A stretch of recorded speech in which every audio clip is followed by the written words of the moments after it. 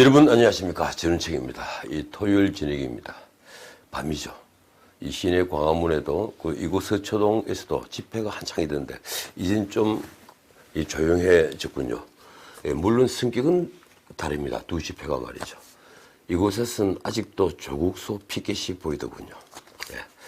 오늘 문재인 대통령이 취임한 지 정확히 2년 반이 되는 날입니다. 언론은 일제히 임기 반환점, 이 반환점이라는 단어를 사용했습니다. 어제부터 임기 반년을 주목하고 있었는데 이제부터 하산길입니다. 산에 오르는 힘있는 2년 반이 지나고 이제 자신이 폈던 정책의 성과를 챙기면서 하산하는 긴 여정이 남아 있습니다. 하산길은 등산길보다 훨씬 어렵다는 말은 망구의 진리입니다. 하물며 다시 오르지 못할 권력의 산일 테니까 더욱 그럴 겁니다. 자, 지금까지 정상에 오르는 길을 여러분들은 어떻게 평가합니까? 몇 점을 줄 수 있을까요? 저는요, 채점 불가입니다. 평가는 사뭇 다릅니다. 당연하지만 말입니다. 그래도 민주당의 입에서, 청와대의 입에서 좀 다른 말, 반성의 말이 나오기를 저는 솔직히 기대했습니다. 저는 역사에 이름을 남긴 정치인들의 평전을 자주 읽습니다. 이 콘라드 아데나워, 샤를롯 드골, 이분에 대한 책을 많이 갖고 있습니다. 마거릿 대처 평전도 그렇고요. 레이건과 오바마 같은 큰 족적을 남긴 이들의 책들, 이들의 정부에서 일한 분들 책은 가급적 거의 다 읽어봅니다. 심지어 프랭클린 루스벨트의 평전도 읽었습니다. 제가 좋아하지 않은 분인데요. 그런 걸 읽다 보면요, 성공한 정치인들의 공통점들을 발견하게 됩니다. 이 토론을 즐긴다, 책을 많이 읽는다, 정치적 적들을 설득하기를 좋아한다, 그리고 검소하다, 격식을 따지지 않는다, 가족적이다, 소탈하다, 대중과 친하다, 가난하고 힘없는 사람들을 가까이 한다, 본인 자신도 서민적이다, 부잣집 출신도 참 서민적이죠. 그러고 보니 공통점이 참 많군요. 도널드 트럼프는 이 반열에는 절대 들지 못할 분으로 보입니다. 그리고 위대한 정치인들, 한 국가를 재건하거나 사회적 병을 치유한 통치자들은 레임덕을 걱정하지 않았습니다. 하긴 내각제는 그게 당연해 보이죠. 그 당대표 선거에서 물러나거나 아니면 총선에서 실패를 하면 총리에서 물러나니까요. 미국 대통령의 경우에도 이 위대한 통치자의 말은 임기 끝까지 힘이 있었습니다. 그런 대통령의 퇴임 전 마지막 통치 행위는 대개 3인권 행사였습니다. 우리 문민 대통령들과는 너무 틀리는 풍경입니다. 김영삼, 김대중, 노무현, 이명박 누구 할 것 없이 우리 문민 대통령들은 임기 말이 너무 초라했습니다. 대통령의 말씀은 임기 말 가까이 갈수록 힘이 없었죠. 임기 중에 국회의원 선거가 있죠. 그 선거가 끝나면 그때부터 대통령의 말은 그냥 허공을 울릴 뿐이었습니다.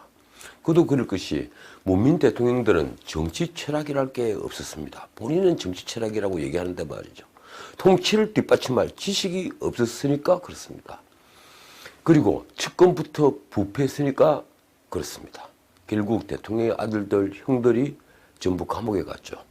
그러니 대통령 말씀에 무슨 힘이 있겠습니까? 어떻든 문재인 대통령은 이제 임기 반환점에 있었습니다. 그러나 아직은 힘이 있어 보이죠. 왜 그런지 아십니까? 5달 뒤에 국회의원 선거가 남아있기 때문입니다. 대통령이 공천에 개입했다 해서 박근혜 전 대통령에게 죄를 하나 추가시겠죠. 그렇지만 우리 정치판에서 임기 중에 있는 국회의원 선거에 대통령 입김이 전혀 미치지 않는다고 하면요, 지나가는 개가 웃을 일입니다.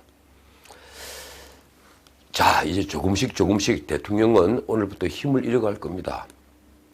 어떻든 말이죠. 그러다가 국회의원 선거가 끝나면 대통령은 어쩌면 사정정국으로 돌아갈지 모릅니다. 어느 정부든 대통령의 레임덕을 막기 위해서 사정바람을 일으키곤 했으니까 말입니다. 정치판은 늘 구린 게 많은 사람들이 득실되니까 사정이라는 무기는요, 생각보다는 레임덕을 막는 확실한 무기가 되곤 했죠. 자, 이제 반환점을 맞이한 문재인 정부를 두고 여야는 아주 말이 달랐습니다. 먼저 민주당 말을 들어보죠. 홍익표 수석대변인 말입니다. 참 재밌습니다. 나라다운 나라, 정의로운 대한민국을 만들기 위해 최선을 다해온 소중한 시간이었다. 정말인가요? 아니, 이 말을 할 때 국민들에게 낯뜨겁다는 느낌은 들지 않던가요? 지금 시중에 도는 말들 듣지 못하시는 겁니까? 아니, 신문 칼럼만 해도 대통령이 그동안 했던 말들을 비꼬는 말. 예컨대 한 번도 경험해 보지 못한 나라를 비꼬는 말만 해도 넘쳐납니다. 아무나 흔들 수 없는 나라도 마찬가지입니다. 모두가 흔드는 나라가 됐다는 비판이 지금 쏟아지고 있습니다. 그런데 집권 여당의 수석대변인 말씀이 이렇다면 누가 수긍할까요? 그런데도 그는 불과 몇 년 전만 해도 상상할 수 없었던 변화라고 했습니다. 무슨 변화가 있었는데요? 자, 현실을 이렇게 정반대로 볼 수도 있는 것인가? 저는 잠깐 생각했습니다. 소득주도 성장이니 포용 성장이니 하면서 세금 퍼붓는 정책으로 일관하다가 경제는 지금 폭망 수준이라는 평가를 받고 있습니다. 중산층은 지금 문자 그대로 붕괴 직전입니다. 길거리가 캄캄합니다. 아니, 벌써 붕괴되고 있다는 겁니다. 일자리 대통령을 자임했지만 그건 이미 공연불인 게 드러났습니다. 청와대에 만들었다는 일자리 상황판이란 게 아직 있는가요? 청년 실업률은 여전히 10%를 넘고 있습니다. 잘 봐줘도 언저리를 만들고 있습니다. 체감 실업률은 20%를 넘어선 지 아주 오래입니다. 한 번도 내려오지 못합니다.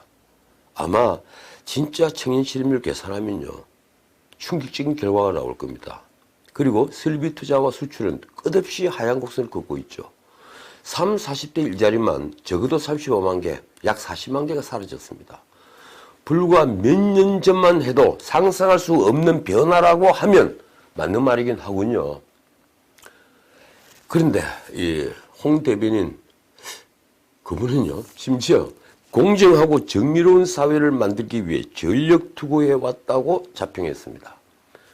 참 기가 막힙니다. 지금 조국 사태로 온 나라가 몸살을 앓고 있고 방금 또 시위가 벌어지고 있고 온갖 비리 혐의로 언론 사설에서조차 파렴치하다고 묘사했던 조국은 마치 자기가 검찰 개혁의 희생양이나 된 듯이 자신을 보호하기 위해 저 난리를 벌이고 있는데 공정하고 정의로운 사회를 위해 전력 투구했다고 말할 수 있는 겁니까? 이 조국 사태로 민주당 누가 물러났는가요? 누가 책임졌는가요? 자, 한국당 반응을 보죠. 이렇습니다. 외교, 안보, 경제가 모두 무너졌다. 가장 심각한 것은 정의와 공정이라는 가치가 철저히 무너졌다는 것이다. 대통령은 불공정, 편법, 비리의 대명사가 되어버린 조국을 수호하기 위해 국민을 편가르게 하고 법치를 부정했다. 제가 드리고 싶은 말 그대로 다 했습니다. 모처럼 한국당 대변인이 말씀에 격하게 동의합니다. 솔직히 말해요. 그럼 한국당 뭐 했나? 이렇게 제가 말할 참인데 다행인지 황교안 대표가 한 말씀 하긴 했더군요. 한국당이 탄핵의 늪에서 허덕이다가 이 정권이 폭증과 무능을 막아내지 못했다. 지난 2년 반의 시간을 뼈저리게 반성한다. 그래야죠. 고맙습니다. 자, 신문기사도 재밌습니다. 조선일보는요, 사면 저 아래 하단에다가 임기 반환점, 민주당은 자화자찬 아니면 남탓, 이런 제목을 썼더군요. 남탓. 예, 그 기사엔 예산정책협의회에서 만나서 활짝 웃고 있는 이해찬 당대표와 이재명 도지사의 사진이 있었습니다. 동아일보는 한 면 전체를 할애했습니다. 5면이죠. 반환점 돈 문정부, 여당은 삶의 질 향상, 야당은 암흑의 시간.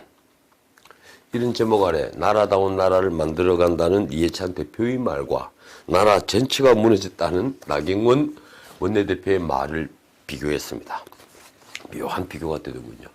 동아일보는 사설에서 실종된 국민통합정치 복원하라, 통합정치 복원하라, 이렇게 충고를 하고 있습니다. 자, 이왕 신문 펼친 것 좀 더 볼까요? 콘텐츠 재활용입니까 이것도? 어제 제가 말씀드린 윤석열 총장이 문 대통령에게 깊이 고개 숙여 인사하는 사진이 조선일보, 동아일보 두 신문 다 일면에 아주 큼지막하게 실려 있습니다. 보는 관점은 똑같습니다. 저하고 두 신문이에요. 동아일보는 역시 어제 말씀드린 군 보고체계가 무시된 사건, 이 JS의 일개 중령이 청와대 안보실 1차장에게 직접 문자로 보고한 걸 사이드에 다뤘습니다. 조선일보는 오면 아래 다뤘죠. 대신 사설에서 이 문제를 다루면서 군이 아닌 진급 병 걸린 집단이라는 제목을 붙였습니다.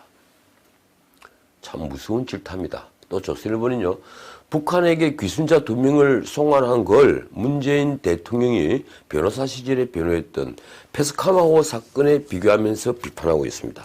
이 페스카마호 사건이라는 게요, 뭔가 하면 남태평양 참치잡이 원양어선에서 조선족 중국인 6명이 한국인 선장 등 11명을 죽여 바다에 버린 엄청난 사건이었죠.